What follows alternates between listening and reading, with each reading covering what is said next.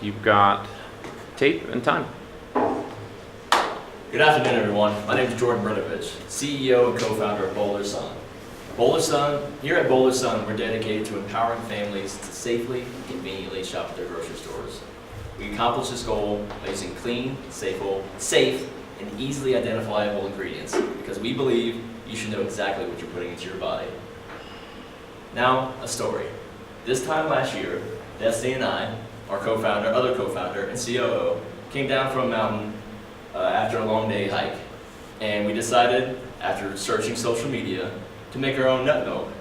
We thought it would be fun and easy way to round out the rest of the afternoon. So we did a little bit of research, which nut to use, how to make it.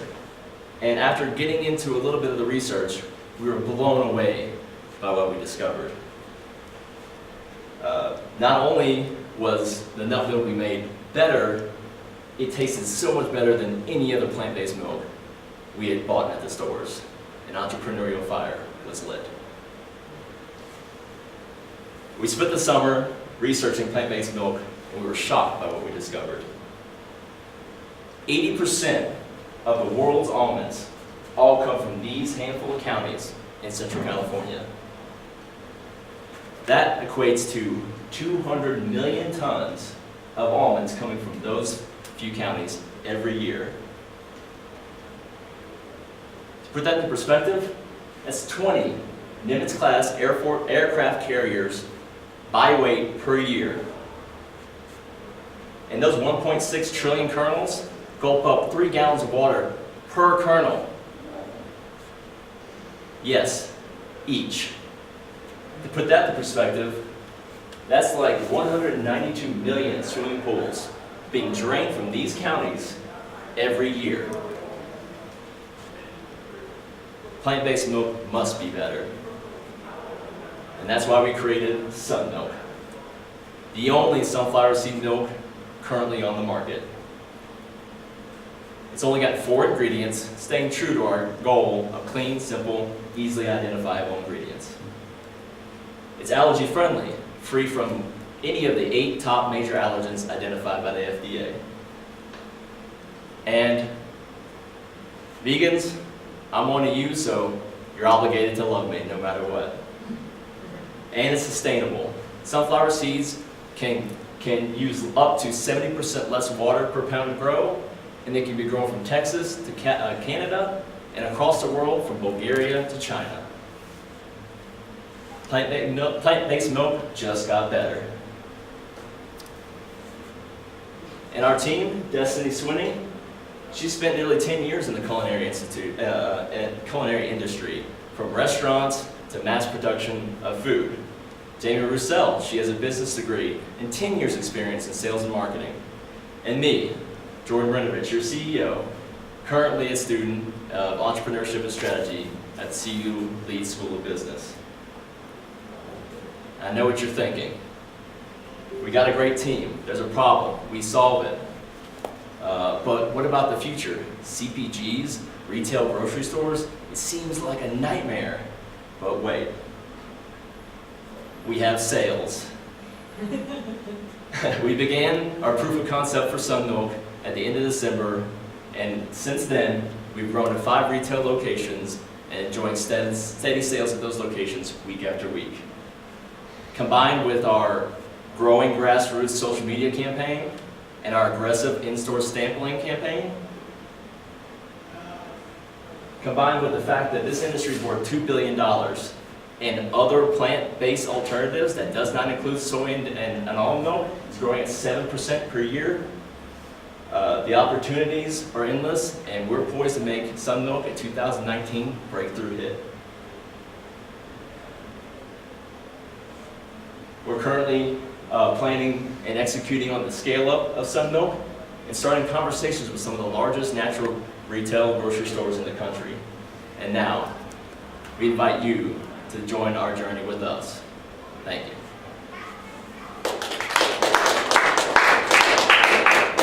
Came in at just about 4:40. The first half of your presentation was all over the show. You spent about 2 minutes talking about how much water almonds need, which is almost completely irrelevant, right? You start off talking about how simple, clean ingredients and all that, and then you go into a minute and a half talking about how much water it needs for almonds to grow and how much metric tonnage. Interesting stats, but kind of irrelevant for the narrative that you're building. I think it'd be much more compelling for you, and I've heard the team talk before about like the laundry list of crazy ass ingredients that are in Silk and in almond milk, names that, you know, it's like, never mind natural, what the hell is this thing, right? That to me, if you can show, you know, it's like 40 different ingredients of xanthomic and all sorts of garbage, that to me is much more compelling and aligns much more with your story of like, there's gotta be a better way. We're using 4 ingredients. You all know what they are, right? That to me drives home the value of what you're talking about way more than any of the stats about almonds, which have nothing to do about you guys. You don't want to start off your pitch with like a minute 30, 2-minute attack ad about almonds, right? Well, is that what you're suggesting we do against like packaged like almond and soy milk? Like attacking them directly on their ingredients? But that's what I wanted to do. You like, start off your pitch by saying yeah. clean ingredients, simple, wholesome, vegan, you know, all that sort of stuff. But like, then you go into talking about almonds. You're not, whether it's almond milk, whether it's Silk, you're talking about, there's the existing options for people that are looking for allergy-free or vegan options is loaded with God knows what, right? You're not anchoring around like almond water usage and that sort of stuff. You can talk to that with individuals at your table who are interested on the sustainability side, right? But there was just major dissonance between how you let off, which I thought was really strong, and then that kind of first minute and a half segment of like how much water it needs to grow almonds. That really didn't land. Okay. And I mean, and then that's why I wanted to kind of go with something that was kind of like a two-sided argument, because I want to be able to plug in ingredients instead of sustainability, if that makes sense. But I get what you're saying, but like I just wanted to pitch that as like a two-sided argument just to see how you guys felt about that, because there's some consternation between just talking about how good you are versus trying to, like, do you downplay your competition? How directly do you do that? You know what I mean? So I mean, on the sustainability side, I think you can address that in like one bullet point in half a sentence, right? Like sunflowers require 1/100th of the water to grow an equivalent amount of seeds. okay.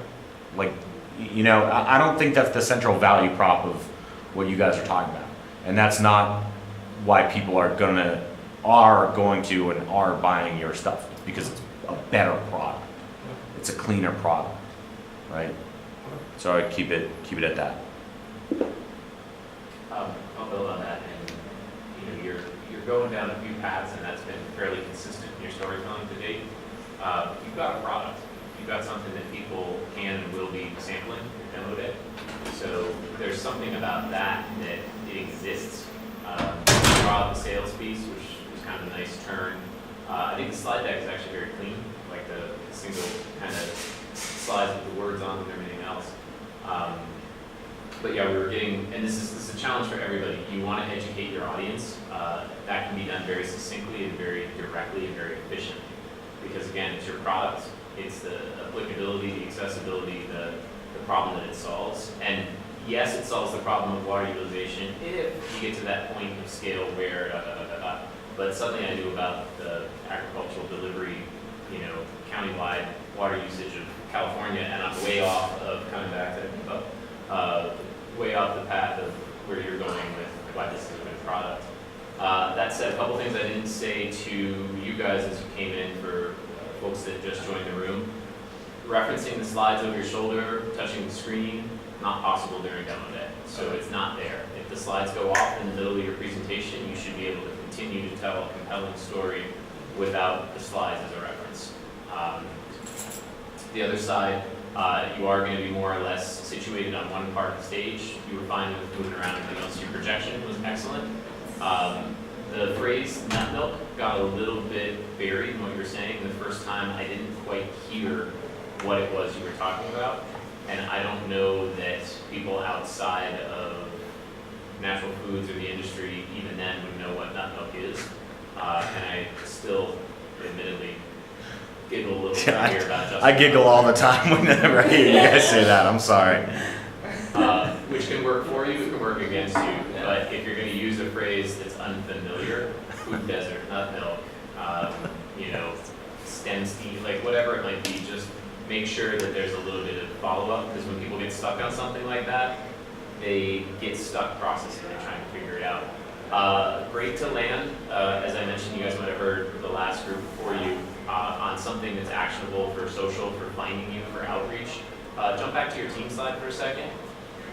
Fix that picture, because We're definitely gonna change. Yeah, this. we're gonna do like I'm a part. I'm just Yeah. acknowledging, right now, Destiny and Jamie are the two people I'm gonna talk to, and I'm gonna try to stay away from you in what appears to be the bathroom. Yeah. So. I'm gonna cover my cup of nut milk to Yeah. just make sure. I've already kind of hit you on this. The reason we bring up team slides is quite often people spend a lot of time on their team slide. Unless there's something earth-shattering or incredibly badass, you can probably move through that in a sentence or two and acknowledge the great team that we have with X years of experience in food, business, marketing, and naturals. Yeah. Yada, yada, yada. But I do like the deck. I do think you have a lot of nice flow through there. Your conversational aspect, really nice. I think that'll engage the audience. Just be aware of some of the sales mini stuff. But wait, there's more. Like, Yeah. you kind of have to balance it so it's your voice and not you know, putting on a voice. I think you want your climax slide to be the fact that what in 4 months and 5 months you're already in 5 stores.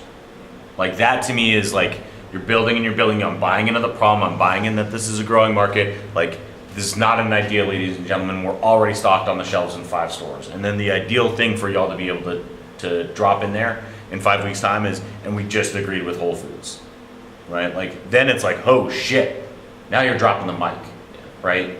You're not there yet, but you've got all the right pieces starting to land. Just revise that first Yeah. minute and a half, man. So I have a screenshot of a label from an almond milk that says on the label contains only 2% actual almonds. Is that something that could go up? I don't know how compelling that is versus just like, you know, every time you click the clicker, a new ingredient pops up on the screen until it's like polluted, Okay. right? Then it's just like, you know, when you care about what you're putting in your body, shouldn't you know what you're putting in your body? While we transition, any thoughts or feedback from the rest of the room? I know we went a little long on ours. If you have such a compelling product, I wonder if there's a way to bring in a bit of emotion. Like Yeah. food is already like a very emotional thing, but is there like a story from someone you talked to that has a lot of allergies, or their kid has struggles, or I Yep. don't know, just like if there's some way to like really hook us a little bit emotionally. I think you guys have an opportunity to do that. You also might be able to leverage that story you're telling about you and Destiny having an aha moment and build in a couple of key touch points that you want to convey. We don't like, you know, like so many of you, we care about our food. We're concerned when we can't read, you know, past the second or third ingredient, and we wanted to create something that had more than 2% almond, you know, something like that. You can probably package it in there and try to create. Ingredients. It's something that we can kind of work with as we kind of step you through your story and your deck. You know, it's a calculated risk to tell a story, because if we don't immediately like the both of you or connect it to us, we're out. Yep. Like, great, you went on a hike and you did something, nut milk.